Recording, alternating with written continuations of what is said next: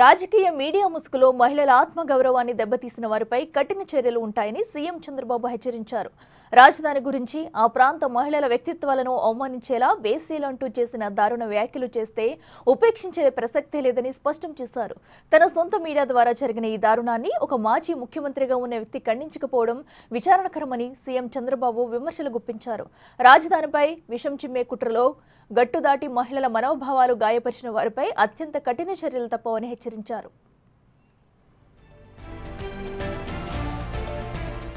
రాజధాని మహిళలపై అనుచిత వ్యాఖ్యలపై AP deputy CM Pavan Kalyan స్పందించారు. ఒక వ్యవస్థీకృత కుట్రలో భాగంగానే మాట్లాడారని పవన్ అన్నారు. జర్నలిస్టు ముసుగులో నీచంగా మాట్లాడారని, అమరావతి రాజధాని కోసం భూములిచ్చిన వారిలో 32% ఎస్సీ, ఎస్టీ, 14% బీసీ రైతులున్నారని పవన్ తెలిపారు. రాజధానిపై కుట్రలకు పాల్పడితే పోలీసులు కఠిన చర్యలు తీసుకుంటారని పవన్ అన్నారు.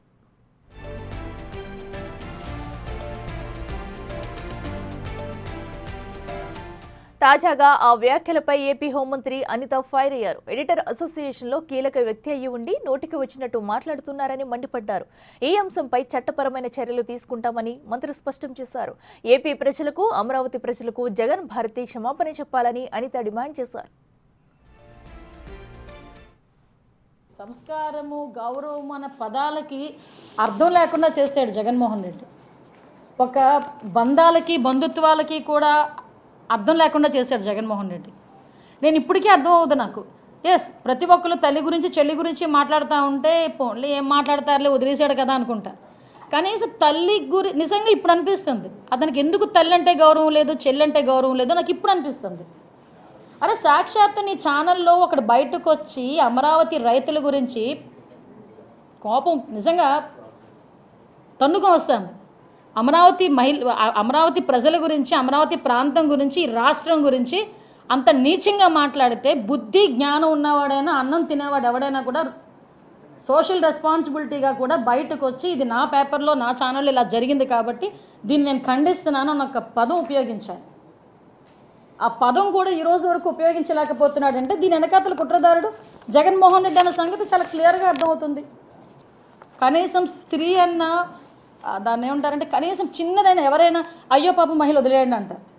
అది కూడా లేకుండా రాజకీయం మొత్తాన్ని భ్రష్టు పట్టించడానికి మహిళల్ని పౌలుగా ఉపయోగించుకొని ఆఖరికి వాళ్ళ ఇంట్లో ఉన్న మహిళల్ని కూడా రోడ్డు మీద పెట్టుకోవడానికి కూడా వెనుకాడకుండా ఈ రాజకీయాలు చేసే పరిస్థితి. దీన్ని ఎట్టి పరిస్థితుల్లోని కూడా ఉపేక్షించేది లేదు. ఏదైనా మేము చేసే లీగల్ యాక్షన్ మేము ఎట్టి పరిస్థితుల్లోని కూడా తీసుకుంటాం. ఎట్టి పరిస్థితుల్లోని చట్టపరమైన చర్యలు తీసుకుంటాం. ఇందులోని ఎంతటి వారినైనా మాత్రం వదిలిపెట్టేది లేదు. ముఖ్యంగా నేనేం చెప్తున్నానంటే ఇప్పటికైనా కళ్ళు తెరిచి జగన్మోహన్ రెడ్డి ఆంధ్రప్రదేశ్ ప్రజలకి, అదేవిధంగా అమరావతి ప్రజలకి క్షమాపణ చెప్పి తీరాల్సిందే. నిన్నటి రోజున సాక్షి టీవీ డిబేట్లో నేను చేసిన కొన్ని వ్యాఖ్యలు ఇప్పుడు వివాదాస్పదంగా మారాయి. దీనికి కారణం ఏమిటంటే ఇటీవల కేంద్ర ప్రభుత్వం విడుదల చేసిన ఒక నివేదికలో దేశంలో అత్యధిక సంఖ్యలో సెక్స్ వర్కర్లు ఉన్న రాష్ట్రంలో ఆంధ్రప్రదేశ్ అగ్రస్థానంలో ఉంది, తరువాతి స్థానంలో కర్ణాటక ఉంది. ఈ అంశం చెబుతూ నేనేం చేశానంటే ఆంధ్రప్రదేశ్కి వచ్చేటప్పటికి అమరావతి పరిసర ప్రాంతాలలో, అమరావతిలో అనలేదండి, అమరావతి పరిసర ప్రాంతాల్లో కూడా ఈ సమస్య చాలా తీవ్రంగా ఉంది. నిజానికి ఈ సమస్య అనేది వాళ్ళు కొత్తగా వచ్చి ఉత్పన్నమైంది కాదు, గతంలో కూడా ఉంది.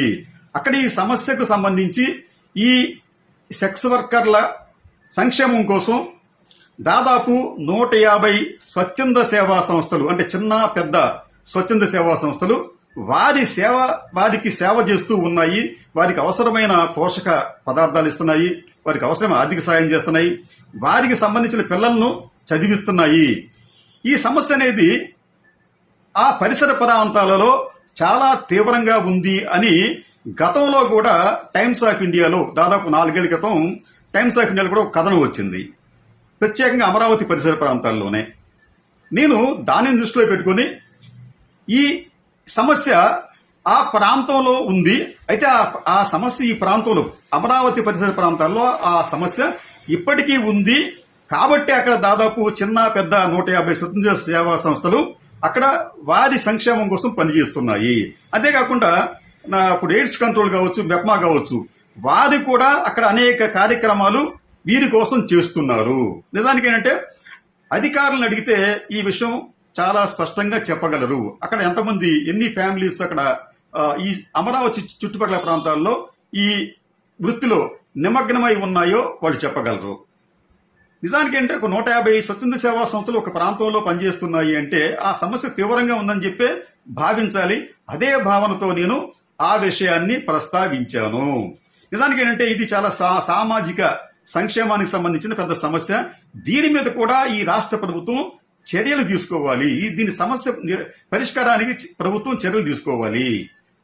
ఒకవైపు స్టేట్ అనేది సెక్స్ వర్కర్లలో అగ్రస్థానంలో ఉంటే అది మనకంత హోందాగా ఉండే వ్యవహారం అయితే ఖచ్చితంగా కాదు. దానిని మనం కూడా వదిలేసి అమరావతి పరిసర ప్రాంతాల్లో ఉంది అన్న మాటను మాత్రమే వీళ్ళు హైలైట్ చేసే ప్రయత్నం చేస్తున్నారు.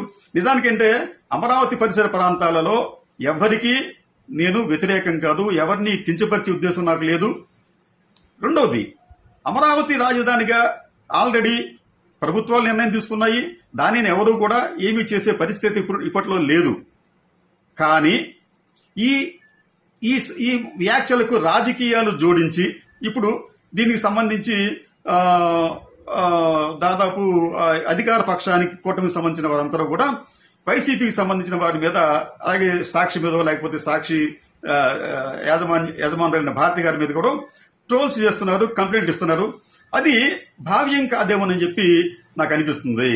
ఎందుకంటే ఇక్కడ నా ఉద్దేశం ఎవరిని కించపరచడం కాదు, ఎవరి మనోభావాలను కించపరిచే ఉద్దేశం నాకు లేదు. సమస్యను ప్రజల దృష్టికి, రాష్ట్ర ప్రభుత్వ దృష్టికి తేవటమే నా ఉద్దేశం తప్ప దీంట్లో మరొక ఎటువంటి హిడెన్ ఎజెండా అయితే లేదు. దయచేసి ఈ విషయాన్ని అందరూ గమనించాలని చెప్పి కోరుతున్నాను.